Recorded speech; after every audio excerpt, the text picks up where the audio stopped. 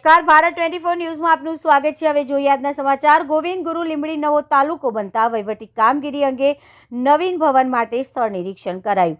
ગોવિંદ ગુરુ લીંબડી તાલુકો બનતા ધારાસભ્ય મહેશ ભુરિયા દ્વારા વહીવટી કામગીરી અંગે નવીન ભવન માટે સ્થળ નિરીક્ષણ કરાયું। લીંબડી કુમાર પ્રાથમિક શાળાના કમ્પાઉન્ડમાં મામલતદાર અને તાલુકા પંચાયત કચેરી શરૂ કરવા નિર્ણય લેવાયો। 130 વિધાનસભાના ધારાસભ્ય મહેશ ભુરિયા દ્વારા સતત તાલુકાનો સર્વાંગી વિકાસ થાય અને લોકોની સુખાકારી વધે તે માટે અથાગ પ્રયત્ન કરી રહેલ છે। જે અન્વયે તેઓ દ્વારા ગુજરાત સરકાર પાસે ઝાલોદ તાલુકામાં આવતા લીંબડીને ગોવિંદ ગુરુ લીંબડી તાલુકો બનાવવા ભલામણ કરી હતી।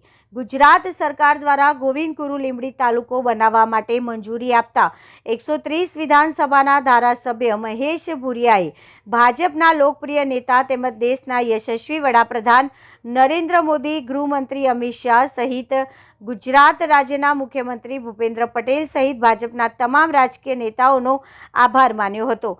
ગોવિંદ ગુરુ લીંબડી તાલુકા બનતા જ આ વિસ્તારના તમામ લોકોમાં સ્થાનિક જન સુવિધાઓ વધે તે માટે લીંબડી ખાતે મામલતદાર કચેરી તેમજ તાલુકા પંચાયત કચેરી અને તેને લગતી તમામ વહીવટી કચેરીઓ માટે નવીન ભવન માટે સ્થળ નક્કી કરવા માટે ધારાસભ્ય મહેશ ભુરિયા, મામલતદાર શૈલેન્દ્ર પરમાર, ટીડીઓ કે.એચ. ગઢવી દ્વારા સ્થળ નિરીક્ષણ કરવામાં આવ્યું। ગોવિંદ ગુરુ લીંબડી તાલુકો બનતા સ્થાનિક જનતાએ જન સુવિધા ત્વરિત મળી રહે તે માટે લીંબડી કુમાર પ્રાથમિક શાળા કમ્પાઉન્ડમાં મામલતદાર કચેરી, તાલુકા પંચાયત ઓફિસર સહિત તેને લગતી તમામ વહીવટી કામગીરી થઈ શકે તે માટે આ સ્થળ નક્કી કરવામાં આવ્યું। તેમજ 2 ઓક્ટોબરના રોજ ધૂમધામથી આ વહીવટી કચેરીઓ ચાલુ કરવામાં આવનાર છે। રિપોર્ટર સતીશ ડામોર।